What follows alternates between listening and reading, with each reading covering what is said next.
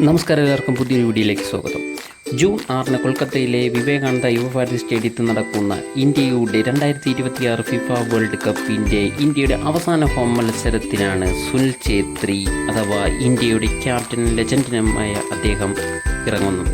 ഈ മത്സരത്തോടു കൂടി international career അവസാനിപ്പിക്കുന്ന സുനിൽ ഛേത്രി ഇന്ത്യക്ക് വേണ്ടി 150 മത്സരം കളിച്ച സുനിൽ ഛേത്രി ഇന്ത്യയിൽ തന്നെ ഏറ്റവും കൂടുതൽ ഗോളുകൾ നേടിയ താരവും ഇദ്ദേഹം തന്നെയാണ്.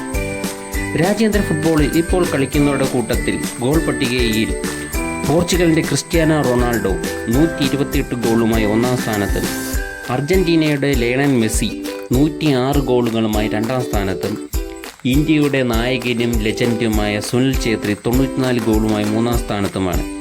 ജൂൺ 6 കൊൽക്കത്ത ഭാരതി സ്റ്റേഡിയത്തിൽ കുവൈറ്റിനെതിരെയാണ് സുനിൽ ഛേത്രിയുടെ അവസാന ഇൻ്റർനാഷണൽ കരിയർ മത്സരം. ഫിഫ വേൾഡ് കപ്പ് 2026 സെക്കൻഡ് സ്റ്റേജിലേക്ക് കടക്കുവാൻ ഇന്ത്യക്ക് ഈ മത്സരം വിജയിച്ചേ മതിയാവും. ഫിഫ വേൾഡ് കപ്പ് 2026 ഒന്നാം പാദ മത്സരത്തിൽ കുവൈറ്റിൻ്റെ ഹോം മത്സരത്തിൽ കുവൈറ്റിനെ എതിരില്ലാത്ത ഒരു ഗോൾ തോൽപ്പിച്ച ആത്മവിശ്വാസവുമായാണ് ഇന്ത്യൻ ടീം ഇറങ്ങുന്നത്.